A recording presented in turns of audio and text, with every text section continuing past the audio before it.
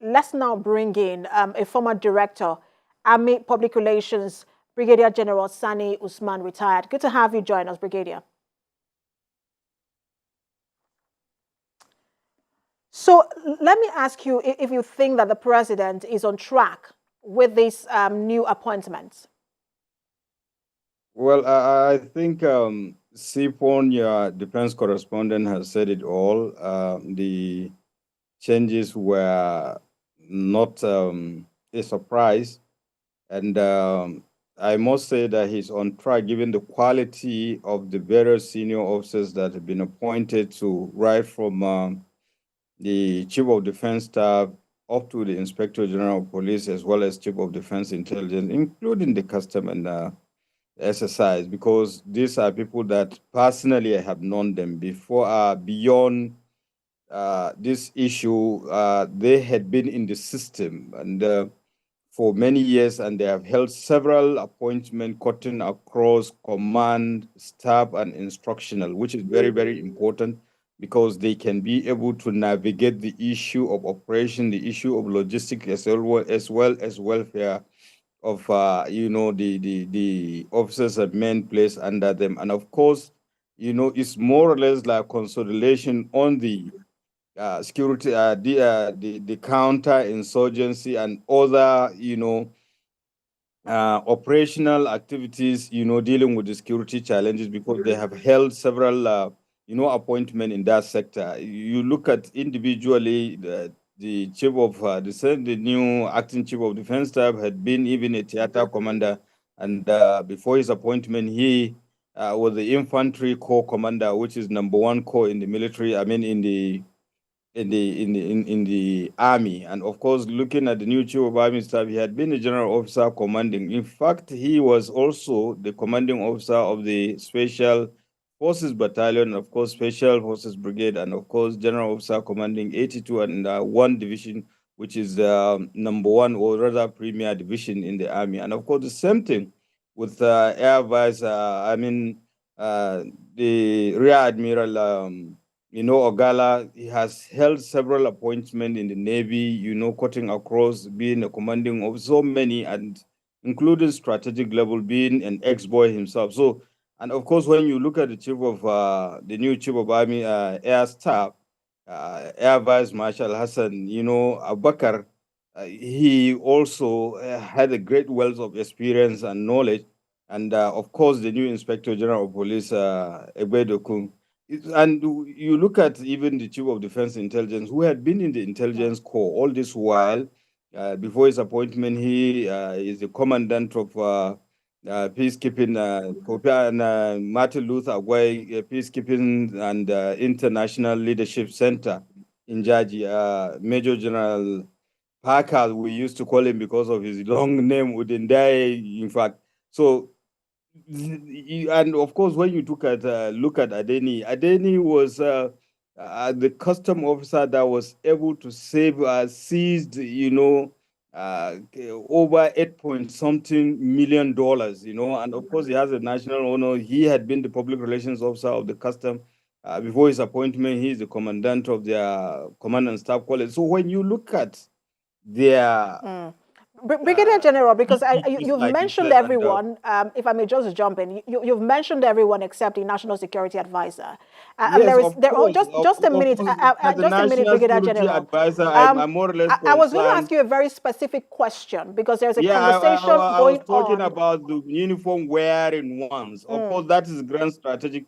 And beyond that, also, there were other Brigadier General, appointments. just a minute, just to ask you this question, because there's a conversation going on as to whether or not the person who occupies that office should have military experience or not. And I just wanted to get your thought on that, how relevant military experience is to that we office. were talking, and that is why, we were talking about it the other day. And people fail to understand one thing. The position of National Security Advisor, as it were, it is not a commanding one, not commanding in the literary sense of the word. What I mean, in the military, like the Chief of Army Staff, he can command troops. He is an advisor. He is coordinator of security in the country, particularly those in the intelligence services. You talk about the National Intelligence Agency, the Defense Intelligence Agency. You look at the Director, Department of State Services, and the various intelligence services of the various services. Is it the military, the police, and other configuration that make up the security architecture. And that is what people fail to understand. So the President Commander-in-Chief reserved the rights and prerogative to appoint the person that he thinks that is competent and capable of, performing that task. Yeah, people definitely before you can be able to perform that, definitely you must have, come a long way in the course of your career or even in life. And of course, it's cut across issues of diplomacy, liaison, and of course, you must be well grounded in the security sector. And if you look at the issue of security, even you see there is one thing that we have been missing in this country over time: the whole society approach to these security challenges that we are having. In most instances, we had this knee-jerk approach, coming with kinetic solutions to it, when in real sense of the word, it's supposed to be a combination of the two, kinetic and non-kinetic. So for an advisor, he will look at the whole landscape to see to what extent he will coordinate these activities and advise the president, appropriately. Mm. And we remember, when the president was speaking, I think that I can't remember if that was, I think that was during his inauguration when he was given his charge, or the meeting with the service chiefs when he was given his charge to them. He did say that, look, or he called them, and said, look, advised that there should be interagency collaboration. And now that we have new service chiefs, how important is that call from the president? Coincidentally, this morning, I was at the headquarters of 1 Division Nigerian Army, where I met with middle cadre officers, from the rank of captain up to that of a colonel.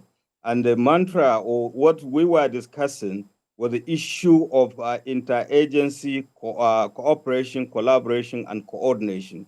And everybody was made to understand that you cannot do it alone. You need the support, you need the understanding, you need cooperation of other, members of the security architecture. Beyond them, in any conflict situation, there are other, key players, including stakeholders. For instance, most of the security challenges, particularly when the military is deployed in internal security operations, there are certain things that the military cannot do, but it is the responsibility of the police, or it could be even the road safety, or it could be the immigration, it could be, some other, even some non-governmental organizations, or even traditional institutions. And therefore, the issue of coordinating all these things, just like the National Security Strategy 2019 has made provision for, is very, very important. It is not just even coordinating the security agencies, but also to what extent are we integrating the average Nigerian in the quest for a lasting peace and security in this country. So these are the issues the National Security Advisor will be dealing with. So it is not just the intelligence community and all the rest, but other segments of the Nigerian society, to ensure that he has his fingers on top of everything and advise the president accordingly. Remember, we have an executive president whose everything stops on his box, so he takes the decision and he provides the grand strategic direction that these people that have been appointed will act upon, and they will bring their wealth of experience and knowledge to bear to what extent they can accomplish the mission or the directives given by Mr. President. Fine place to leave it. Thank you so much for talking to us. The former Director of Army Public Relations, Brigadier General Sani Usman, retired. Thank you so much.